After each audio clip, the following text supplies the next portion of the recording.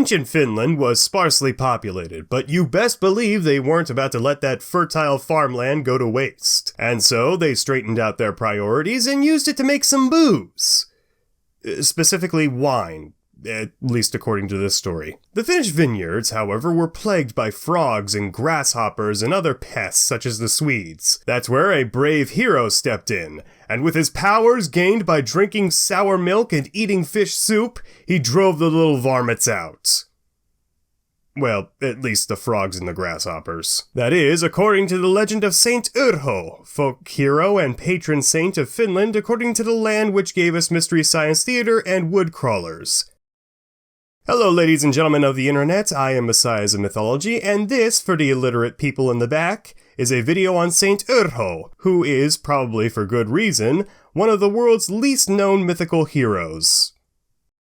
Much younger than Väinämöinen and other mythical figures of Finland, Saint Urho's legend was born in 1956 and likely took his name from the Finnish president elected that same year, Urho Kekkonen. Richard Matheson from Virginia, Minnesota, somewhat oxymoronic I know, came up with this bane of grasshoppers to somewhat match St. Patrick of Ireland. As he himself recalls, St. Urho's Day is celebrated on March 16th, the day before St. Patrick's, which I'm sure Irish and Finland just loves. Well, it's just another reason to get drunk, so that's good in my books. This celebration may include wearing green and purple, St. Urho's colors, as well as cursing and chanting for the grasshoppers to fuck off back to Egypt. According to the website www.sainturho.com, the legend is based on a translation of Rune 51 of the Kalevala.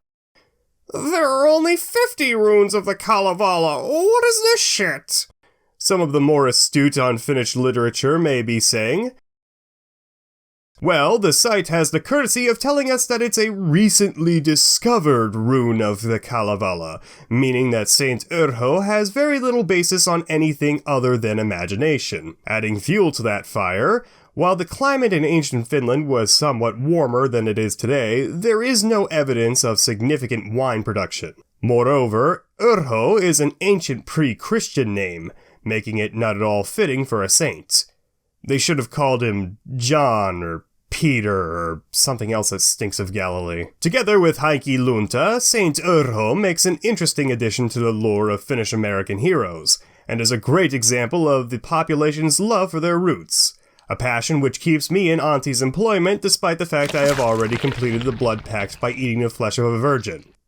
This video was a short introduction to Saint Urho. For those of you who don't know or just weren't paying attention, I am again Messiahs in Mythology, an American mythology creator who studies the various different mythologies which the world has to offer with the same level of dry humor and sarcasm you just witnessed in this video. If that sounds interesting to you, I'm sure Auntie will be kind enough to leave a link in the description down below for me. Otherwise he's a Feel free to share any thoughts or prayers this video might have brought to your mind, and until next time, ladies and gentlemen of the internets, I hope you all have a God's blessed day.